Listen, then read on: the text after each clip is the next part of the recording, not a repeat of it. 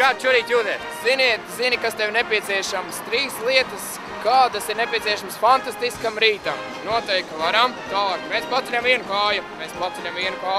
Paceļam abas kājas. Ziniet, kā ir pacelt abas kājas. Jāpaliekā kā zaķīšiem vai arī kā lapaņiem, apelsīniem paliekā.